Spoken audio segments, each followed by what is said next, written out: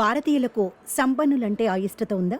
అంటే ఉందని అంటున్నారు జెరోదా సంస్థ సీఈఓ నితిన్ కామత్. దీని వెనుక చాలా పెద్ద కారణమే ఉందని చెప్పిన ఆయన ఈ తీరులో మార్పు వచ్చే అవకాశం ఇప్పుడప్పుడే లేదని కూడా తేల్చి చెప్పారు. టాక్స్ పాక్స్ 2024 కార్యక్రమంలో ఆయన పాల్గొన్నారు.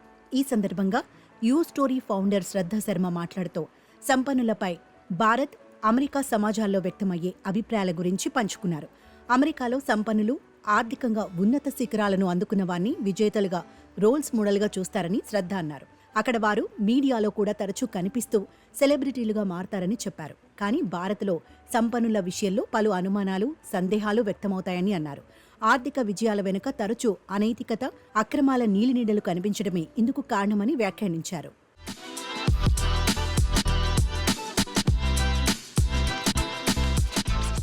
ఈ అభిప్రాయంతో ఏకీభవించిన నితిన్ కామత్, భారత్లో సోషలిస్టు భావాలు వేళ్లూనుకోవడం కూడా ఇందుకు మరో ప్రధాన కారణమని అభిప్రాయపడ్డారు.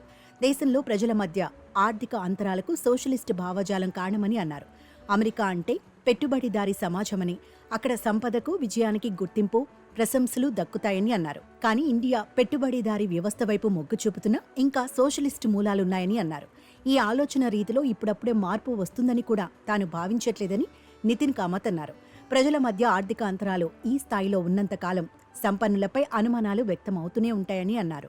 సంపదలో అంతరాల వెనుక ఉన్న ఆర్థిక, సామాజిక వ్యవస్థలు ప్రజల ఆలోచన ధోరణుల్లో మార్పులను అడ్డుకుంటాయని అన్నారు.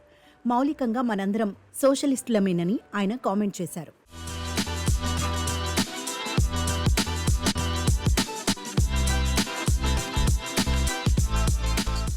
కాగా ఈ టాపిక్ పై నెట్టింట కూడా పెద్ద చర్చ మొదలైంది. జనాలు భిన్నాభిప్రాయాలు వ్యక్తం చేశారు. ఇవన్నీ వినటానికి బాగానే ఉంటాయని, కానీ దేశంలో ఆదాయ అంతరాలు మాత్రం మనల్ని ఎప్పటికీ హేళన చేస్తుంటాయని ఓ వ్యక్తి కామెంట్ చేశాడు. పన్నులు ఎగ్గొడుతూ, మోసాలకు పాల్పడుతూ దిగువ మధ్యతరగతి వర్గాలను పీల్చి పిప్పి చేస్తూ డబ్బున్నోళ్లు మరింత సంపద కూడబెడుతున్నారని ఓ వ్యక్తి మండిపడ్డాడు. ఇలా రకరకాల కామెంట్స్ మధ్య ఈ ఉదంతం ట్రెండింగ్లో కొనసాగుతోంది.